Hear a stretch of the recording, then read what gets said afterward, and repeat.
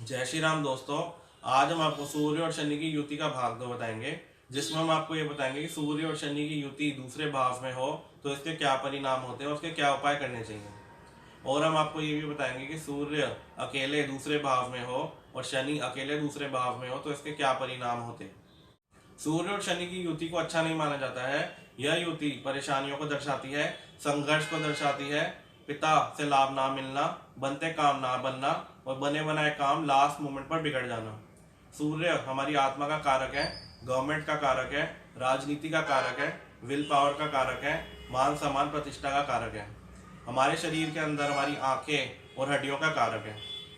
शनि कर्म, मेहनत, संघर्ष, दुख, परेशानियों का कारक है। सूर्य और शनि पिता पुत्र है, लेकिन इन दोनों की जो थिंकिंग है अपोजिट है। जब दो अपोजिट शक्तियां एक दूसरे के साथ बैठ जाती हैं तो संघर्ष योग बनता है। आइए अब जानते हैं, जब सूर्य दूसरे भाव में हो तो इसके क्या परिणाम होते हैं। ये है हमारी मेष लगन की कुंडली। यहाँ पर सूर्य दूसरे भाव में धन स्थान में अपने शत्रु शुक्र की राशि पर है। इससे आर्थिक मामलों में कठिनाइयों का सामना करना पड़ता है। द्वितीय भाव कुटुंब बंधन का है। इससे संतान पक्ष में बाधा और विद्या अध्ययन में भी कमी आती है।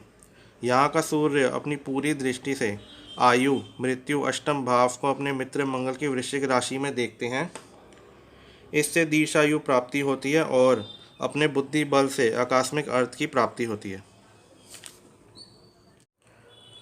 अब हम आपको ये बताएंगे कि जब मेष लगन की कुंडली में शनि दूसरे भाव में वृष राशि में होते हैं तो इसके क्या परिणाम होते हैं।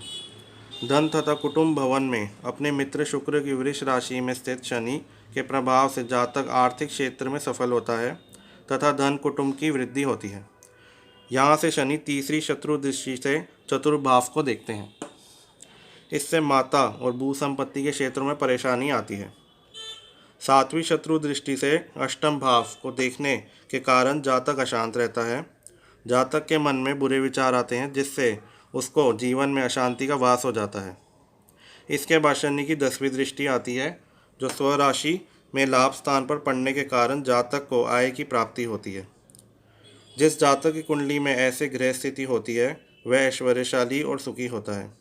ऐसे जातक को लोहे, तेल, पत्थर, चूना, सीमेंट के व्यवसाय से लाभ होता है। अब हम आपको ये बताएंगे, जब शनि और सूर्य दूसरे भाव में वृष राशि में होते हैं तो इसके क्या परिणाम होते हैं। जब सूर्य और शनि दूसरे भाव में होते हैं तो रिश्तों में खटास आ जाती है। यह संयोग व्यक्ति के जीवन के लिए अशुभ माना जाता है। जब सूर्य और शनि एक साथ दूसरे भाव में होते हैं तो जातक को धन और संपत्ति मिल सकती है, लेकिन इस संयोग के दौरान जातक को गले से जुड़ी किसी समस्या का सामना करना पड़ सकता है। कुंडली के दूसरे भाव में सूर्य और शनि की युति व्यक्ति के धन और संपत्ति क्षेत्र पर प्रभाव डाल सकती है।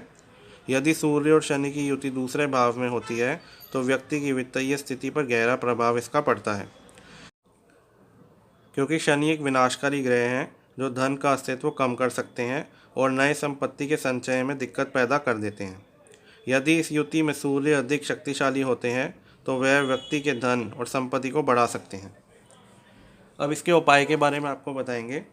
आपको 83 साबुत बादाम लेने हैं, नारियल के तेल की एक बोतल लेनी है और सरसों के तेल की एक बोतल लेनी है। इन तीनों को मंदिर में रविवार के दिन मंदिर में दे आएं। इससे शनि सूर्य के नेगेटिव इफ़ेक्ट्स आपको नहीं होंगे जो दूसरे भाव में हैं।